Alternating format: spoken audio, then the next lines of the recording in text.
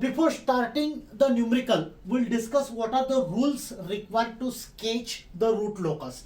Do remember you need to plot this root locus on the normal graph paper. For Bode plots, we need semi-log papers, but this should be drawn on the normal graph papers.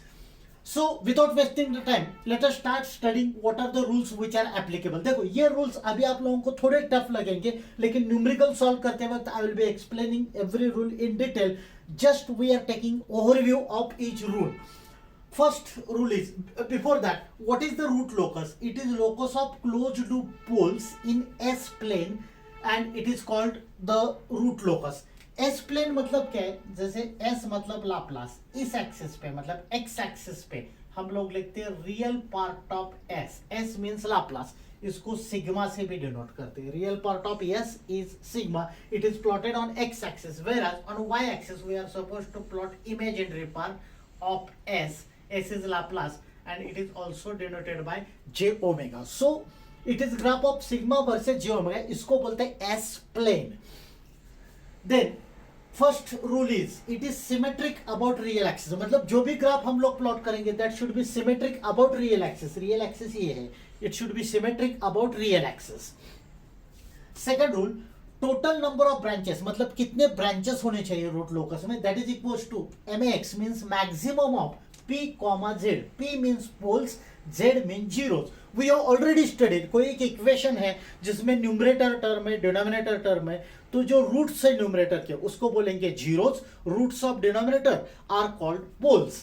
तो P represents number of poles, Z represents number of zeros. उसमें जो maximum value है that will represent कितने branches हो गए root locus में. For example किसी calculation में पोल्स आ रहे 3 और जीरोस आ रहे 2, तो इसका मैक्सिमम वैल्यू है 3, दोनों में से मैक्सिमम है 3. So there will be 3 total number of branches for the root locus.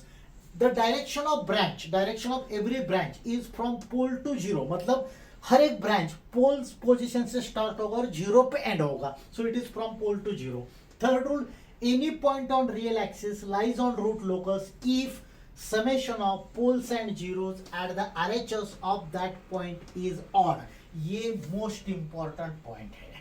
देखो इसका क्या मतलब है. सपोज हमने किसी न्यूमेरिकल के पोल्स और जीरोस कैलकुलेट किए, और एक कंसेप्ट याद रख लो, जो जीरोस होते हैं, zeros that is denoted by small circle, poles that is denoted by notation cross. तो सपोज एक डायग्राम ऐसा है, यहाँ पे एक जीरो है, यहाँ पे एक पोल है और ये पॉइंट है सपोज P. मुझे चेक करना है point P is it part of root locus और नॉट. कैसे सोचना है? पॉइंट P के राइट हैंड साइड में, मतलब यहाँ पे पोल्स है या जीरोस है दैट इज इमैटेरियल. कितने पोल्स और जीरोस है? 1 2 3. एक्चुअली 2 पोल्स है और एक जीरो है. This centre part is zero, this is pole, this is another pole. तो 2 पोल्स और एक जीरो है, मतलब total number of poles and zeros are 3. 3 number is a odd number, so point P is part of root locus. Suppose एक zero में यहां से हटाता हूं और सिर्फ 2 पोल्स ही है. So at the right hand side of point P there are 2 poles, मतलब ये नंबर 2 है. 2 is even number, so point P is not the part of root locus. Likewise, जैसे मैंने बताया न्यूमेरिकल सॉल्व करते वक्त ये रूल आपको ज्यादा क्लियर हो जाएंगे. Next is calculation of angle of asymptotes. अब बेसिकली ये what is the meaning of this term asymptote. मैंने डेफिनेशन भी लिख के रखा है. Asymptotes are straight lines along which branches approach to infinity. मतलब कुछ ब्रांचेस रूट लोकस के they approach towards infinity, infinity तक जाते हैं. तो these are the straight lines. Asymptotes मतलब स्ट्रेट लाइंस ड्रॉ करना है, those which are moving towards infinity. और इसका एंगल कैसे कैलकुलेट करना है? ये फॉर्मूला एंगल कैलकुलेट करने का 2n + 1 × 180 डिग्री. ये डिग्री के लिए लिखा है 180 degree divided by P - Z. As usual P means number of poles, Z means number of zeros, theta is angle made by asymptotes. अब ये फॉर्मूला में वैल्यू पुट करके सॉल्व करना है और इसमें n वेरिएबल है. इसका रेंज है 0 1 2 3 up to P - Z - 1. Fifth rule is calculation of centroid. Centroid क्या होता है?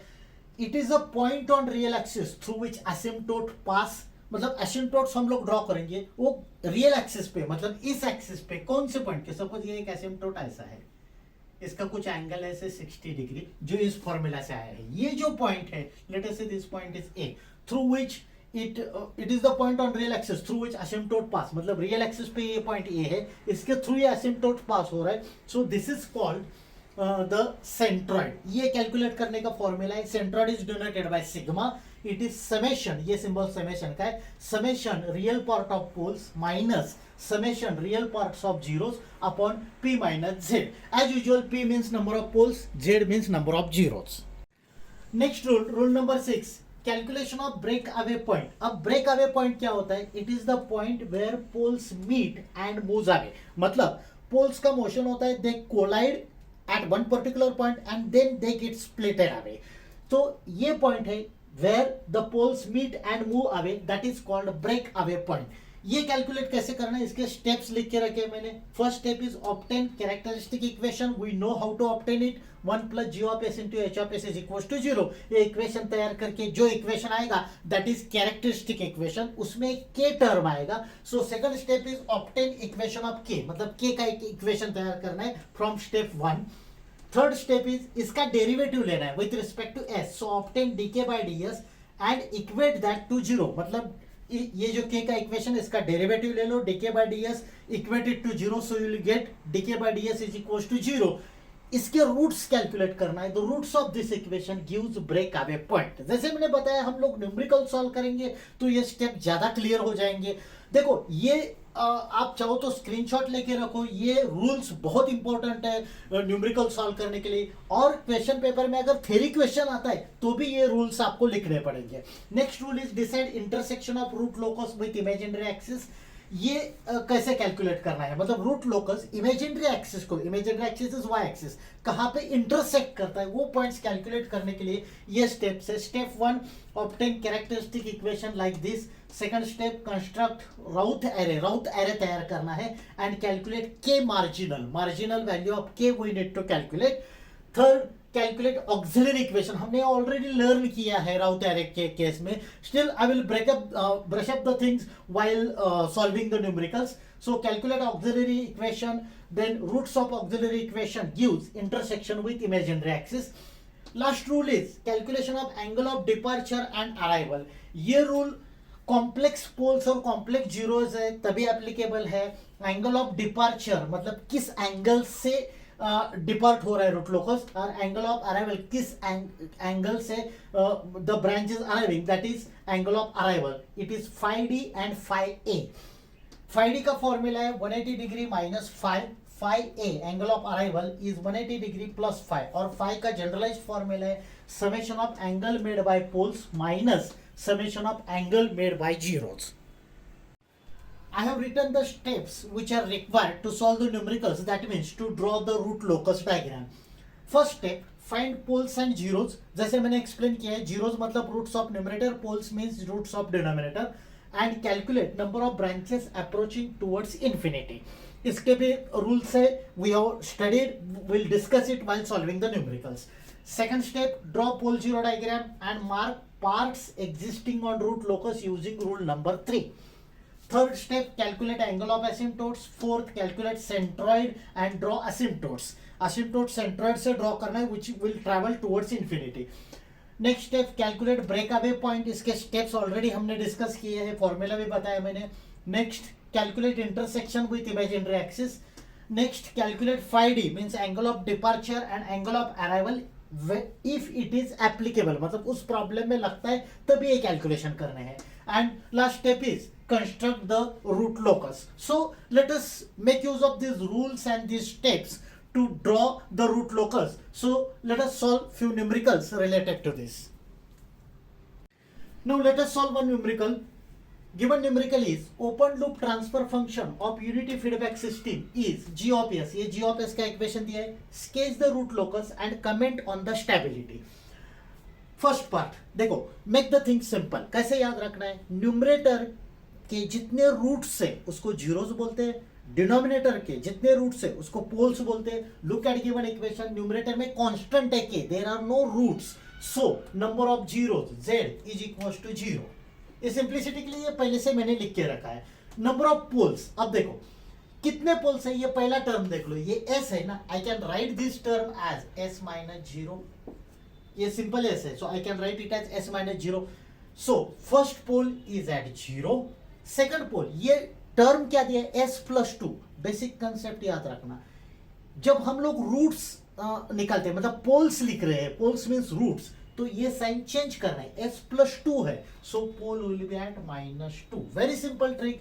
यहाँ पे जो साइन है, अगर माइनस होता था तो मैं यहाँ प्लस लिखता था, यहाँ प्लस है इसलिए -2 is at -2 is the value at which second pole is present. Third s+10 है, so third pole will be at -10। मैंने कैसे बताया, यहाँ प्लस साइन है तो माइनस साइन बनाना है, साइन चेंज करना है। So there are 3 poles, one is at 0, another is at -2, third is at -10। अब इसके बाद सेकंड स्टेप में पोल 0 डायग्राम प्लॉट करना है और कौन सा पार्ट रूट लोकस के अंदर है ये चेक करना है। How to do it? Drawing the pole 0 diagram is simple task. इस एक्सिस पे लिखना है sigma, you can well write X axis पे आप रियल पार्ट ऐसे भी लिख सकते हो, I am writing sigma, sigma is same as real part. Y axis पे लिखना है इमेजिनरी पार्ट और J omega, anything will do. अब देखो पोल्स मार्क करते हैं। पहला पोल है 0 पे। Do remember the convention, zeros mark करने हैं तो स्मॉल सर्कल बनाते हैं, पोल्स मार्क करना है तो क्रॉस साइन बनाते हैं। So first pole is at origin, so I will mark this pole at origin. Second pole at -2, somewhere at -2, here let us say it is -2। याद रखना आपको एक ग्राफ पेपर पे बनाना है to the scale। Third pole is at -10, so suppose this is the value at -10। ऐसे मैंने 3 poles बना के रख लिए हैं। Okay, because there are 3 poles. अब इसी स्टेप में हमें ये भी करना है कि नंबर ऑफ ब्रांचेस भी कैलकुलेट करना है। नंबर ऑफ ब्रांचेस क्या formula, we already learn, it is maximum of P, Z। अब P मतलब नंबर ऑफ पोल्स, Z मतलब नंबर ऑफ जीरोस, तो इस फॉर्मूला में ये आएगा maximum of 3, 0, because number of poles are 3, number of zeros are 0। इसमें से मैक्सिमम कौन सा वैल्यू है, 3, so there will be 3 number of branches for the root locus. उसके साथ ये भी लिखना है number of branches tending towards infinity। I will mark the sign like this, tending towards infinity। इसका क्या फॉर्मूला होता है, it is P - Z, तो it is 3 - 0, it is equals to 3। इसका मतलब है 3 branches will tend towards infinity। अब मैंने ऑलरेडी पोल मार्क्स करके रखे हैं, सो second step I have done, that is I have completed, that is pole 0 plot diagram. लेकिन इसी डायग्राम में कौन सा portion, which portion is lying in the root locus that you need to calculate. अब देखो ये बहुत इंपॉर्टेंट स्टेप है, रूल्स याद रख लो। अपने पास 3 पोल्स है। फर्स्ट पोल हमें LHS की तरफ मूव करना है, तो यहां से स्टार्ट करेंगे। इसके बाद तो कोई पोल नहीं है, so don't think about pole at 0, pole at -2, इसके बारे में सोचो कैसे प्रेडिक्ट करना है, कैसे कैलकुलेट करना है। यहां से अगर मैं वर्टिकल लाइन है ऐसा समझू, यहां से राइट हैंड साइड में कितने पोल्स और जीरोस है। इस केस में तो 0 है ही नहीं। देखो ये चेक करते वक्त you don't have to differentiate between poles and zeros, poles है या जीरोस है या कॉम्बिनेशन है, हर एक चीज कैलकुलेट करना है। मतलब 0 मैंने स्किप किया, ये स्टार्टिंग पॉइंट है, लेफ्ट में मूव करना है। -2 पे अगर वर्टिकल लाइन ड्रॉ कर लूं मैं, और ऐसा सोच लो -2 से रिलेटेड कितने पोल्स और जीरोस है राइट हैंड साइड में। राइट हैंड साइड में एक ही पोल है, this number is 1, 1 is odd number, मतलब जितने नंबर ऑफ पोल्स और जीरोस है वो अगर ऑड है then that portion is the part of root locus. तो कंक्लूजन ये आएगा कि -2 to 0 is the part of root locus. जो रूट लोकस का पार्ट है वो बोल्ड करके रखना है। एग्जाम में कैसे करना है, पूरा डायग्राम पेंसिल से बनाएंगे, जैसे मैंने बताया ये ग्राफ पेपर पे बनाना है नॉर्मल ग्राफ पेपर पे। जो पोर्शन पार्ट है रूट लोकस का वो हाईलाइट करना है, मतलब आप वो पेन से ड्रॉ कर सकते हो। अब ऐसा सोच लो -10 पे एक पोल है, हर एक पोल पे चेक करना है। -10 से रिलेटेड हम लोग वर्टिकल लाइन ऐसा समझेंगे। राइट हैंड साइड में कितने पोल्स है, पोल्स या जीरोस कोई भी चलेगा, लेकिन अपने पास जीरोस तो है ही नहीं इस न्यूमेरिकल में, so there are 2 number of poles. 2 is even number, so -10 to -2 is not the part of root locus. जो रूट लोकस का पार्ट नहीं है वो हम लोग एज इट इज रखेंगे, मतलब we will not highlight it, we will not make it bold. अब ये इंफिनिटी तक कैलकुलेट करते रहना है, मतलब जैसे मैं ये थोड़ा एक्सटेंड करता हूँ डायग्राम और I will say this is minus infinity. अब देखो -10 के बाद कोई भी एक पॉइंट ले लो, सपोज ये पॉइंट है, any point, I don't know what's value of this point. यहाँ इससे रिलेटेड सोचेंगे तो with respect to this point, at the RHS there are 3 number of poles. 3 number of poles means number is 3 which is odd number. अगर odd number आ रहा है तो that is part of root locus. इसका मतलब minus infinity से 10 तक जितना भी पोर्शन है that is part of root locus. ये मैंने हाईलाइट करके रखा। इसके बाद कोई भी वैल्यू ले लोगे, हर वक्त there will be 3 number of poles at the RHS and 3 is odd number, so every portion from minus infinity to -10 will be part of root locus. ये रूट लोकस का पार्ट है इसलिए मैंने हाईलाइट करके बनाया है। ओके, अब third step हमें थीटा कैलकुलेट करना है। Theta is angle of asymptotes. उसका फॉर्मूला लिख के रखा है मैंने 2n + 1 × 180 degree upon p - z। n का रेंज होता है 0 1 अप टू p - z - 1। मतलब यहाँ पे p मतलब नंबर ऑफ पोल्स 3 है, z मतलब नंबर ऑफ 0 है, -1। इसका आंसर आया 2। मतलब n के वैल्यूज इस न्यूमेरिकल में आएंगे 0 1 2। अब let us first simplify this equation. ये मैं ऐसा लिखता हूँ 2n + 1 × 180 degree upon p - z मतलब 3 - 0। तो ये सिर्फ 3 आ जाएगा, so I am writing it like this 3 - 0 that is 3। अब n के अलग अलग वैल्यूज पुट करना है। So first value n is equal to 0। इसके लिए थीटा 0 है, ऐसा सोच लो, कोई भी नोटेशन चलेगा। So this value is theta 0 because I am putting n is equal to 0। जहां जहां n है वहां 0 पुट करना है, 0 × 2 0, सो इट बिकम्स 1 × 180 डिग्री अपॉन 3। तो थीटा 0 का आंसर आ गया 60 डिग्री। थीटा 1 मतलब n का वैल्यू 1 पुट करना है, सो 1 × 2 2, तो ये आएगा 2 + 1 × 180 डिग्री अपॉन 3। तो इसका आंसर आ गया 180 डिग्री। ये 2 + 1 × 3 है। थीटा 2 इसका मतलब n का वैल्यू 2 पुट करना है, तो ये आएगा 2 × 2 4 + 1 × 180 degree upon 3. So if you calculate this answer, this will be 300 degree. इसका मतलब है angle of asymptotes are 60 degree, 180 degree and 300 degree respective. Next step, centroid calculate करना है हमें। Formula of centroid is summation of real part of poles, RP means real part of poles minus summation of real parts of zeros upon p - z. So let us put the values. Notation sigma c या sigma कोई भी notation चलेगा। So sigma c is equals to summation of real parts of poles. Poles है 0 -2 -10। Do remember ये real part है, मतलब अगर पोल ऐसा होता है -2 + 3 6, तो रियल पार्ट मतलब सिर्फ हम लोग -2 लेते थे। Likewise, so given values are already real, these are not complex terms, तो I will put the value 0 फिर प्लस -2 प्लस -10। ये ऑलरेडी जो वैल्यूज है वो रियल है, साइन के साथ पुट करना है। Minus summation of real parts of zeros, इसमें जीरोज नहीं है, so this term is absent, so I will right -0 upon p - z। p means number of poles, z means number of zeros, so it is 3 - 0। so this answer will be this is -12 upon 3 is equals to -4। इसका मतलब centroid we got it is at -4। so let us mark this value, जैसे मैंने बताया ये आपको to the scale draw करना है। let us say this is -4, this value is -4 और ये है सिग्मा c। अब इंपॉर्टेंट पार्ट क्या है, सेंट्रोइड एक बार कैलकुलेट करेंगे तो हमने थीटा 0 थीटा 1 थीटा 2 कैलकुलेट करके रखा है, ये मार्क करना है। दीज आर कॉल्ड असिम्पटोट्स, ये डॉटेड लाइन से मार्क करना है। हाउ टू मार्क इट, पहला एंगल है 60 डिग्री, तो इस पॉइंट से देखो हम लोगों को एंगल ये अगर एक्स एक्सिस है तो एंगल ऐसे मेजर करना है। So we need to measure it 60 degree, तो ये 60 डिग्री मतलब लाइक समवेयर लाइक दिस, ये ऐसा आएगा। लाइकवाइज ये इस पॉइंट से सेंट्रॉइड एसिम्पटोट्स ड्रॉ करना है। Angle is 60 degree plus 60 degree, पहला वैल्यू है 60 degree. draw a dotted line corresponding to 60 degree. This angle is 60 degree. दूसरा सेंट्रॉइड है 180 डिग्री पे। सेम वे जैसे देखो यहाँ पे जब मैंने 60 डिग्री कैलकुलेट किया है तो एंगल ऐसा है, मतलब ऐसे मेजर कर रहे हैं। सेम वे अगर आप 180 डिग्री मेजर करोगे, ये सपोज ओरिजिन है, 180 degree will be like this, इस साइड पे यहां तक आएगा, तो ये ऑलरेडी मैंने एक लाइन ड्रॉ किया है, तो इसी पे डॉटेड लाइन आएगा like this.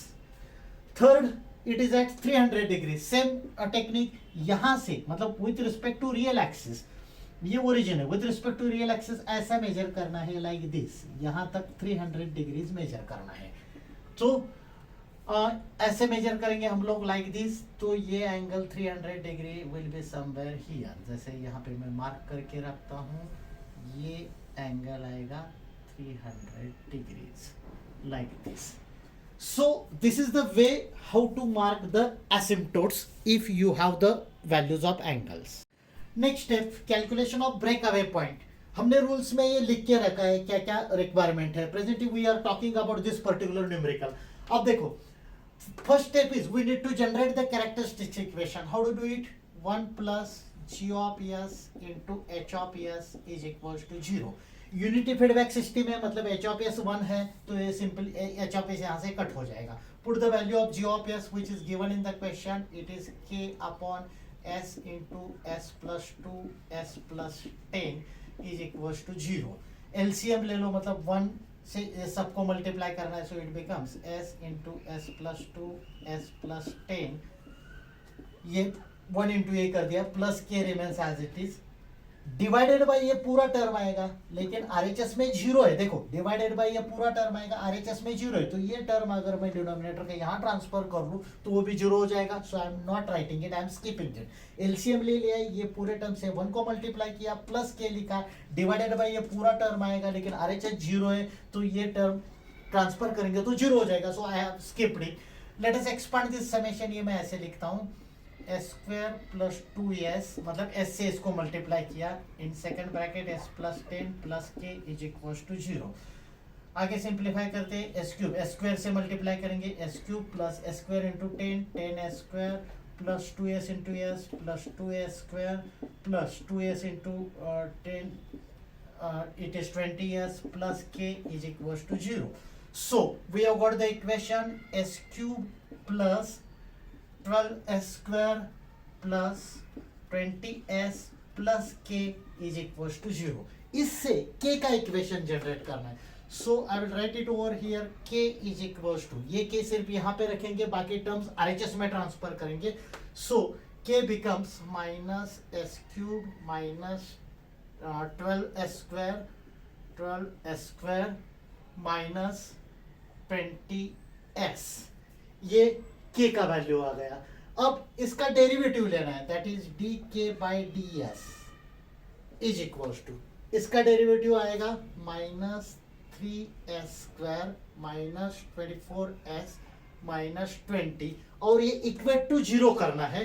Therefore I will write minus 3s square minus 24s minus 20 is equals to 0.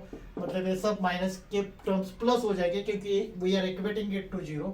तो ये टर्म आएगा 3s square plus 24s plus 20 is equals to 0. Calci पे इसके रूट्स कैलकुलेट करना है. So if you calculate the roots, you will get answer of yes. One answer is minus 7.05. Another answer of yes is minus 0.94. मतलब दो break आवे points आ गए. अब इसमें से कौन सा वैलिड है ये चेक कैसे करना है? बहुत सिंपल टेक्निक है. देखो माइनस 7.05 ये point, it will be somewhere here, it is not part of root locus. कैसे याद रखना है? देखो दो पॉइंट्स आ गए, उसमें से कौन सा point, which point is lying on the part of root locus हमने ऑलरेडी हाईलाइट करके रखा है इस डायग्राम में, जो रेडिंग से मैंने बनाया, that is part of root locus. So इसमें से minus 7.05 is not the part of root locus क्योंकि रेडिंग से ड्रॉ नहीं किया मैंने, but minus 0.94 is part of root locus. तो जो पार्ट है रूट लोकस का माइनस 0.94, मतलब this value somewhere here. So this is the break away point. I will write it by sigma b. Any notation will do. This is the valid break away point, which is minus 0.94. अब next step देखो, इस numerical में there are no complex poles, तो हमने जो लिखा है angle of departure, angle of arrival, वो कैलकुलेट करने की जरूरत नहीं है. That step is not applicable. So I am directly writing next step, intersection with imaginary axis. ये इक्वेशन हमने तैयार करके रखा है. We already done it in the last step as it is मैंने लिखा है. और राउथ एरे बनाए. Just to save the time I have already written the Routh array. We know the procedure how to write the Routh array. ये coefficient 1 है, alternate 20 है, next कुछ नहीं इसलिए 0, फिर सेकंड कोएफिशिएंट 12, फिर ये k, फिर ये कैसे कैलकुलेट करना है 12 into 20 minus 1 into k upon 12, ये 0 आएगा. ये कैसे कैलकुलेट करना है this into this minus 0 divided by this, ये करेंगे तो ये आंसर k आ जाएगा. So this is the Routh array. We know for stability k should be greater than 0 from this, और ये it should be also greater than 0. So likewise we can calculate the stability. लेकिन we are interested in calculating value of k marginal. देखो marginal stability के लिए we should have any one row that should contain all zeros. तो एक already 0 है तो ये भी 0 बनाना है. So for marginal stability we can write 240 minus k marginal upon 12 is equals to 0. इस टाइप के न्यूमेरिकल हमने ऑलरेडी सॉल्व किए. जैसे देखो हमें पूरा एक रो ऐसा चाहिए जिसमें सब जीरोस होना चाहिए. ये 0 है, इसको 0 बनाने के लिए k का नोटेशन मैंने k मार्जिनल बनाया. इसको बोलते हैं मार्जिनल स्टेबिलिटी. अब इससे k मार्जिनल का वैल्यू कैलकुलेट करना है. ये 12 यहाँ ट्रांसफर करेंगे तो 0 हो जाएगा. So I will get 240 minus k marginal is equals to 0. Simple logic. k marginal इधर ट्रांसफर करेंगे तो ऐसा लिखता हूं मैं k marginal is equals to 240. So marginal value of k is 240 degree. अब रूल क्या है, ये वैल्यू लेके हमें ऑक्सिलरी इक्वेशन बनाना है. मतलब इससे पहले का इक्वेशन कंसीडर करना है. So auxiliary equation which is AE, auxiliary equation can be written as, ये वैल्यू यूज करके इसके ऊपर का इक्वेशन देखना है. So it is 12 into A square. ये स्क्वायर का रो है तो मैं ऐसे लिखता हूँ 12 स्क्वायर. हमें पता है अल्टरनेट एलिमेंट होते हैं, मतलब ये अगर स्क्वायर का टर्म है, स्क्वायर कैसे लिखा मैंने 12 इंटू ये टर्म स्क्वायर, एस का टर्म नहीं आएगा, उसके बाद कांस्टेंट का आएगा because every row contains alternate terms. तो इक्वेशन सिंपल है 12 square plus k is equal to 0. k means by default k marginal in this case which is this value. तो ये इक्वेशन मैं ऐसा लिखता हूँ 12 square is equal plus 240 value of k और k marginal is equal to 0. Therefore ये आएगा 12 square is equal to minus 240. Therefore, s square is equals to minus 20. I will just transfer this 12 at this set. So 240 upon 12, it is minus 20. We have studied these types of numericals.